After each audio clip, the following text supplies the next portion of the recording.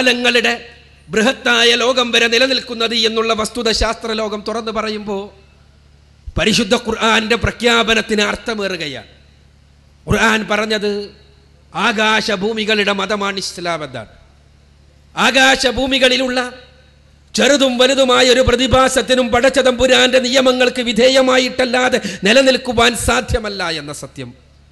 അങ്ങനെ നിയമങ്ങൾക്ക് വിധേയമായി നിലനിൽക്കുന്നത് കൊണ്ട് തന്നെയാണ് പ്രപഞ്ച സീമയിലെ സമാധാനവും ശാന്തിയും നിലനിൽക്കുന്നത് എന്ന യാഥാർത്ഥ്യം ഖുർആൻ അടുത്ത വചനത്തിലേക്ക് വന്നപ്പോൾ സംസാരിച്ചത് ഈ ഭൂമിയിലെ സകല പ്രവാചകന്മാരും പഠിപ്പിച്ച മതമാണ് ഇസ്ലാം എന്നാണ്. ഖുൽ ആമന്നാ ബില്ലാഹി വമാ ഉൻസില അലൈനാ വമാ ഉൻസില അലാ ഇബ്രാഹീമ വഇസ്മാഈല വഇസ്ഹാഖ വയാഖൂബ വൽഅസ്ബാതി വമാ ഊതിയ മൂസാ വഈസാ വന്നബിയ്യൂന മിൻ റബ്ബിഹിം ലാ നുഫദ്ദിഖു ബൈന അഹദിൻ മിൻഹും വനഹ്നു ലഹു മുസ്ലിമൂൻ. മൂന്നാമത്തെ അധ്യായത്തിൽ തന്നെയുള്ള 84-ാമത്തെ വചനം. ഭൂമിയിലേക്ക് നിയോഗിക്കപ്പെട്ട മുഴുവൻ പ്രവാചകന്മാരും പഠിപ്പിച്ച അടിസ്ഥാനപരമായ തത്വമാണ്. പ്രവാചകന്മാരകിലം ഒരേ സ്വരത്തോടുകൂടി പഠിപ്പിച്ച മനുഷ്യരക്ഷയുടെ മാർഗമാണ് ഇസ്ലാമെന്നും ആ പ്രവാചകന്മാർക്കിടയിൽ വ്യത്യസ്തതകളും വ്യതിരിക്തതകളും പഠിപ്പിക്കുക എന്നത് ചെയ്യുവാൻ പാടില്ലാത്ത അധർമ്മമാണ് എന്നും പ്രവാചകന്മാരെല്ലാം പടച്ച തമ്പുരാന്റെ നിർദ്ദേശത്തിന് വിധേയമായി അവർ നിയോഗിക്കപ്പെട്ട സമൂഹത്തെ ധർമ്മത്തിന്റെ വഴി കാണിച്ചവരാണ് എന്നും പരിശുദ്ധ ഖുർആൻ പ്രഖ്യാപിക്കുകയാണ്. വൈൻ മിൻ ഉമ്മത്തിനില്ലാ ഖലാ ഫിഹാ നദീർ. ഒരൊറ്റ സമുദായവും കഴിഞ്ഞു പോയിട്ടില്ല ഒരു പ്രവാചകന്റെ, ഒരു ദൈവദൂതന്റെ, ഒരു മുന്നറിയിപ്പുകാരന്റെ നിയോഗം ഉണ്ടായിട്ടല്ലാതെ എന്ന് ഖുർആനിലെ 35-ാമത്തെ അധ്യായം സൂറത്തുൽ ഫാത്തിറിലെ 24-ാമത്തെ വചനം അർത്ഥശങ്കക്കിടയില്ലാത്ത വണ്ണം പ്രഖ്യാപിക്കുമ്പോൾ ലോകത്തിന്റെ വ്യത്യസ്തങ്ങളായ ഭാഗങ്ങളിലേക്ക് നിയോഗിക്കപ്പെട്ട പ്രവാചകന്മാർ മുഴുവനും പഠിപ്പിച്ച അടിസ്ഥാനപരമായ ആദർശം തന്നെയാണ് ഇസ്ലാം എന്നുള്ള വസ്തുത നമുക്ക് ബോധ്യപ്പെടുകയാണ്. ലോകത്തെവിടെയൊക്കെ മതവിശ്വാസമുണ്ടോ, എവിടെയൊക്കെ മനുഷ്യരുണ്ടോ അവിടെയെല്ലാം മതവിശ്വാസമുണ്ട് എന്നും എവിടെയൊക്കെ മതവിശ്വാസമുണ്ടോ ആ മതവിശ്വാസികളുടെ മുഴുവനും അടിസ്ഥാന ഗ്രന്ഥങ്ങളുടെ അകത്തളങ്ങളിൽ തെരഞ്ഞു കടന്നു ചെന്നാൽ നമുക്ക് സൃഷ്ടികർത്താവായ തമ്പുരാനോട് മാത്രമേ പ്രാർത്ഥിക്കുവാൻ ആരാധിക്കുവാൻ പാടുള്ളൂ എന്നുള്ള ആശയത്തിൻ്റെ ആലേഖനങ്ങൾ ലഭിക്കും എന്നുമുള്ള വസ്തുതകൾ പരിശുദ്ധ ഖുർആനിൻ്റെ ഈ പ്രഖ്യാപനത്തിൻ്റെ യഥാർത്ഥത്തിലുള്ള തെളിവുകളാണ്. ആ പ്രവാചകന്മാരുടെ ശൃംഖലക്ക് അവസാനം കുറിച്ചുകൊണ്ട് കടന്നു വന്ന പ്രവാചകൻ, അന്തിമ പ്രവാചകൻ മുഹമ്മദ് റസൂലുള്ളാഹി സ്വല്ലല്ലാഹു അലൈഹി വസല്ലം. അദ്ദേഹത്തിലൂടെ അവതരിപ്പിക്കപ്പെട്ട വേദഗ്രന്ഥം പരിശുദ്ധ ഖുർആൻ, ഇസ്ലാമിൻ്റെ അടിസ്ഥാനപരമായ പ്രമാണങ്ങൾ, അന്തിമ പ്രവാചകനിലൂടെ പൂർത്തീകരിക്കപ്പെട്ട മതം ഇസ്ലാം. അൽയൗമ അക്മൽതു ലക്കും ദീനക്കും വഅത്മംതു അലൈക്കും നിഅമതി വറളീതു ലക്കുമുൽ ഇസ്ലാമ ദീന എന്ന് ഖുർആനിൽ 5-ാമത്തെ അധ്യായം സൂറത്തുൽ മാഇദയിലെ 3-ാമത്തെ വചനത്തിന്റെ ദീർഘമായ വചനത്തിന്റെ നടുവിൽ വെച്ച് പരിശുദ്ധ ഖുർആൻ പറഞ്ഞപ്പോൾ ഇസ്ലാം പടച്ച തമ്പുരാന്റെ തൃപ്തിപ്പെട്ട ആദർശമായി ലോകത്തിന് വേണ്ടി പൂർണ്ണമായി സമർപ്പിക്കപ്പെടുകയായിരുന്നു. അങ്ങനെ സമർപ്പിക്കപ്പെട്ട ഇസ്ലാം അത് മനുഷ്യരുടെ രക്ഷയുടെ ഒരേ ഒരു മാർഗമാണ്, ഒരുപാട് മാർഗങ്ങളിൽ ഒന്നല്ല. വമൻ യബ്തഗി ഗൈറൽ ഇസ്ലാമി ദീനൻ ഫലൻ യുഖ്ബല മിൻഹു വഹുവ ഫിൽ ആഖിറതി മിനൽ ഖാസിരീൻ. ആരെങ്കിലും ഇസ്ലാം അല്ലാത്തതിനെ മതമായി സ്വീകരിക്കുന്ന പക്ഷം അതവരിൽ നിന്ന് സ്വീകരിക്കപ്പെടില്ല. അവസാന നാളിലാകട്ടെ അവർ നഷ്ടക്കാരുടെ കൂട്ടത്തിലായിരിക്കും ഉൾപ്പെടുക എന്ന് പരിശുദ്ധ ഖുർആനിലെ 3-ാമത്തെ അധ്യായം സൂറത്ത് ആൽ ഇംറാൻ 85-ാമത്തെ വചനം പറയുന്നു.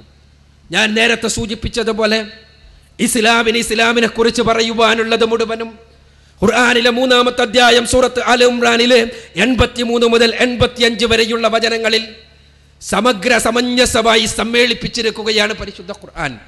പക്ഷേ വമൻ യബ്തഗി ഗൈറൽ ഇസ്ലാമി ദീനൻ ഫലൻ യുഖ്ബല മിൻഹു എന്ന് പറയുമ്പോൾ ഇസ്ലാമല്ലാതെ മറ്റൊന്നും സ്വീകരിക്കപ്പെടുകയില്ല എന്നുള്ള സത്യം ലോകത്തോട് തുറന്നു പറയേണ്ടവർ, ആ സത്യം സമൂഹത്തിന്റെ മുന്നിൽ അവതരിപ്പിക്കേണ്ടവർ, ആ സത്യം സമൂഹത്തോട് യുക്തിദീക്ഷയോടുകൂടി പറഞ്ഞു കൊടുക്കേണ്ടവർ ഇസ്ലാം മാത്രമാണ് സത്യമെന്ന് പറഞ്ഞാൽ, ഇസ്ലാം മാത്രമാണ് സത്യമെന്ന് ലോകത്തിന്റെ മുന്നിൽ സമൂഹത്തിന്റെ മുന്നിൽ പച്ചയായി സമർത്ഥിച്ചാൽ ഇവിടെയാകെ തകർച്ചയാണ് ഉണ്ടാവുക എന്ന് പ്രസംഗിച്ച് നടക്കുന്ന, അത് പറയാൻ വേണ്ടി പ്രഭാഷണങ്ങൾ സംഘടിപ്പിക്കുന്ന, ആ രൂപത്തിൽ ഇസ്ലാം മാത്രമാണ് സത്യമെന്ന് സമർത്ഥിക്കുന്ന സംവാദങ്ങളാണ് ആധുനിക കാലഘട്ടത്തിലെ മുസ്ലിം ലോകത്തിന്റെ മുന്നിലുള്ള ഏറ്റവും വലിയ പ്രശ്നമെന്ന് വരെ പ്രഭാഷണം നടത്തുവാൻ മടിക്കാത്ത അമീറന്മാരുള്ളൊരു കാലഘട്ടത്തിലാണ് നമ്മൾ ജീവിക്കുന്നത്.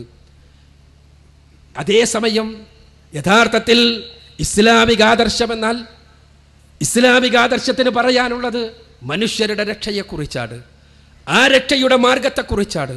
ആ മാർഗത്തെക്കുറിച്ച് പറയുമ്പോൾ കൃത്യവും ക്ലിപ്തവുമായ വളരെ വ്യക്തമായ ചില വസ്തുതകൾ ഇസ്ലാമിനെ സംസാരിക്കുവാനുണ്ട്.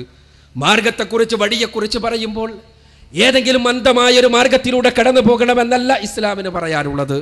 മറിച്ച് പരീക്ഷിച്ച് പരിശോധിച്ച് പൂർണ്ണമായും ബോധ്യപ്പെട്ട് തെളിഞ്ഞ മാർഗമായി വ്യക്തമായി ബോധ്യപ്പെട്ടതിന് ശേഷം യഥാർത്ഥത്തിലുള്ള മാർഗത്തിലൂടെ കടന്നു പോകണമെന്നാണ് ഇസ്ലാമിന് മനുഷ്യ സമൂഹത്തോട് പറയുവാനുള്ളത്. അതല്ലാതെ ജനിച്ചുപോയി എന്നതിൻ്റെ പേരിൽ ഏതെങ്കിലും ഒരു മാർഗം സ്വീകരിക്കുക എന്ന അന്ധമായ നിലപാടുകൾക്കല്ല ഇസ്ലാം മനുഷ്യരോട് പഠിപ്പിച്ചിട്ടുള്ളത്. മറിച്ച് കൃത്യമായ ബോധ്യത്തോടുകൂടി വ്യക്തമായ പഠനത്തിലൂടെ ഇസ്ലാമികമായ പ്രമാണങ്ങളെ പരിശോധനാ വിധേയമാക്കുകയും അങ്ങനെ പരിശോധനാ വിധേയമാക്കി ഇത് ദിവ്യമാണെന്ന് പൂർണ്ണമായി ബോധ്യപ്പെട്ട് കഴിഞ്ഞാൽ ഇത് സർവ്വലോക രക്ഷിതാവായ തമ്പുരാന്റെ പക്കൽ നിന്ന് മനുഷ്യരുടെ രക്ഷയ്ക്ക് വേണ്ടി അവതരിപ്പിക്കപ്പെട്ട വഴിയാണ് എന്ന് വ്യക്തമായി മനസ്സിലായി കഴിഞ്ഞാൽ ആ വഴിയിലൂടെ മാത്രം നടന്നു പോവുക എന്ന ആശയമാണ് ഇസ്ലാമിന് ലോകത്തിന് മുന്നിൽ വെക്കുവാനുള്ളത്. അതുകൊണ്ട് തന്നെ ഇസ്ലാമിന്റെ അടിസ്ഥാന പ്രമാണങ്ങളെ ഉയർത്തിക്കാണിച്ച് ലോകത്തെ വെല്ലുവിളിച്ചു കൊണ്ടിരിക്കുന്നു മനുഷ്യരാശിയെ മുഴുവനും. ഖുർആനിന്റെ വെല്ലുവിളികളെ എല്ലാവർക്കും പരിചയമുള്ളതാണ്. പരിശുദ്ധ ഖുർആൻ 14 നൂറ്റാണ്ടുകൾക്ക് മുമ്പ് വളരെ കൃത്യമായി മനുഷ്യലോകത്തെ വിളിച്ചുകൊണ്ട് വെല്ലുവിളിച്ച കാര്യങ്ങളുണ്ട്. എന്തിനു വേണ്ടി ഖുർആൻ വെല്ലുവിളിച്ചു? എന്തിനു വേണ്ടി പരിശുദ്ധ ഖുർആൻ മാനവ സമൂഹത്തോട് അഭിമുഖമായി നിന്ന് മനുഷ്യ സമൂഹമേ ഇത് ദൈവിക ഗ്രന്ഥമാണ്, അതല്ല എന്ന് തെളിയിക്കുവാൻ സന്നദ്ധതയുള്ള ആരെങ്കിലും ഉണ്ടെങ്കിൽ അതിന് സന്നദ്ധമാകണമെന്ന് വെല്ലുവിളിച്ചു. വൈൻ കുന്തും ഫീ റൈബിൻ മിമ്മാ നസ്സൽനാ അലാ അബ്ദിനാ ഫൗതു ബിസൂറത്തും മിൻ മിസ്ലിഹി വദഉ ശുഹദാഅകും മിൻ ദൂനില്ലാ ഇൻ കുന്തും സ്വാദിഖീൻ വഇൻ ലം തഫ്അലൂ വലൻ തഫ്അലൂ ഫത്തഖുൻ നാർ അല്ലതി വഖൂദുഹാ അന്നാസു വൽ ഹിജാറ ഉഇദത് ലിൽ കാഫിരീൻ. ഖുർആനിലെ 2-ാമത്തെ അധ്യായം സൂറത്തുൽ ബഖറയിലെ 23-24 വചനങ്ങളിലൂടെ ഖുർആൻ വെല്ലുവിളിക്കുകയാണ് മനുഷ്യരെ മുഴുവനും. നിങ്ങൾ ആരെങ്കിലും ഈ പരിശുദ്ധ ഖുർആനിനെ കുറിച്ച് സംശയത്തിലാണെങ്കിൽ, ഖുർആനിനെ കുറിച്ച് സംശയമുള്ള ആരെങ്കിലും ഉണ്ടെങ്കിൽ അവർക്കിതാ തുറന്ന വെല്ലുവിളി, പരിശുദ്ധ ഖുർആനിന്റെ വെല്ലുവിളി. കഴിഞ്ഞ 14 നൂറ്റാണ്ട് കാലമായി ദിഗന്ധങ്ങളെ ഭേദിക്കുമാർ ഉച്ചത്തിൽ പരിശുദ്ധ ഖുർആൻ ആവർത്തിച്ച് നടത്തുന്ന വെല്ലുവിളി. അതെന്താണ്? ഇതിലൊരു അധ്യായത്തിന് തുല്യമായ ഒരു അധ്യായമെങ്കിലും കൊണ്ടുവരിക എന്നുള്ള വെല്ലുവിളി. ആ വെല്ലുവിളിക്ക് ഉത്തരം നൽകുവാൻ സാഹിത്യ തറവാട്ടിലെ കാരണവന്മാരായിരുന്ന ഇന്നലകളിൽ അറബികൾക്ക് സാധിക്കാത്തതുപോലെ സാഹിത്യ ലോകത്തെ പുതിയ പഠനങ്ങൾ നടത്തിക്കൊണ്ടിരിക്കുന്ന ഇക്കാലഘട്ടത്തിലെ ഇസ്ലാം വിരോധികൾക്കും സാധിക്കുന്നില്ല. സത്യമാണത്. അതേപോലെ തന്നെ ഖുർആൻ പറഞ്ഞു, അഫലാ യതദബ്ബറൂനൽ ഖുർആന വലൗ കാന മിൻ ഇൻദി ഗൈരില്ലാ ലവജദൂ ഫീഹി ഇഖ്തിലാഫൻ കസീറ. അവർ ഖുർആനിനെ കുറിച്ച് ചിന്തിക്കുന്നില്ലേ? അതെങ്ങാനും സർവ്വലോക രക്ഷിതാവായ തമ്പുരാന്റെ പക്കൽ നിന്നുള്ളതല്ലായിരുന്നുവെങ്കിൽ അവർക്ക് ധാരാളം വൈരുദ്ധ്യങ്ങൾ, അബദ്ധങ്ങൾ അതിൽ കാണാൻ സാധിക്കുമായിരുന്നു.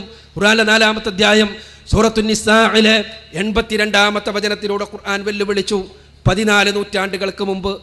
അതിൽ ഏതെങ്കിലും ഒരു വൈരുദ്ധ്യം പരിശുദ്ധ ഖുർആനിൽ 6000 ചില്ലാനം വചനങ്ങൾക്കിടയിൽ നിന്ന് കണ്ടെത്താൻ സാധിച്ചാൽ പരിശുദ്ധ ഖുർആനിലെ 1000-ഓളം വരുന്ന പ്രകൃതി പ്രതിഭാസങ്ങളെ കുറിച്ച് പറയുന്ന വചനങ്ങളിൽ നിന്ന് ആ വചനങ്ങളിൽ ഏതെങ്കിലും ഒരു സൂക്ഷ്മമായ അബദ്ധം കണ്ടെത്താൻ കഴിഞ്ഞാൽ വസ്തുനിഷ്ഠമായി ആ അബദ്ധം അവതരിപ്പിക്കുവാൻ സാധിക്കുമെങ്കിൽ മനുഷ്യലോകമേ പരിശുദ്ധ ഖുർആൻ വെല്ലുവിളിക്കുന്നു, ഈ ഖുർആൻ ദൈവികമല്ല എന്ന് സമ്മതിക്കുവാൻ ഖുർആൻ ഒരുക്കമാണ് എന്ന്. പരിശുദ്ധ ഖുർആനിനെ പോലെ വെല്ലുവിളിച്ചിട്ടുള്ള മറ്റേതൊരു ഗ്രന്ഥപാടുള്ളത് ചരിത്രത്തിൽ?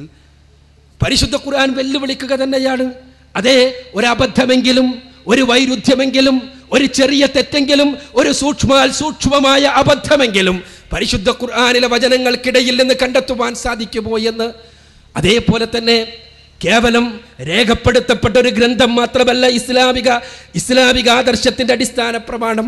മറിച്ച് ആ ഗ്രന്ഥമനുസരിച്ച് ജീവിച്ച് ചരിത്രത്തിന്റെ പൂർണ്ണമായ വെളിച്ചത്തിൽ ജീവിച്ച് മാതൃക കാണിച്ച പ്രവാചകൻ സല്ലല്ലാഹു അലൈഹി വസല്ലമയുടെ സുന്നത്ത്, ആ സുന്നത്ത് നീണ്ട 23 വർഷക്കാലഘട്ടം 40 വയസ്സ് മുതൽ 63 വയസ്സ് വരെ ചരിത്രത്തിന്റെ പൂർണ്ണമായ വെളിച്ചത്തിൽ ജീവിച്ച് കാണിച്ച് മുഹമ്മദ് റസൂലുള്ളാഹി സ്വല്ലല്ലാഹു അലൈഹി വസല്ലം എന്നിട്ട് ആ റസൂലുള്ളാഹിയെ ചൂണ്ടിക്കൊണ്ട് പടച്ച തമ്പുരാൻ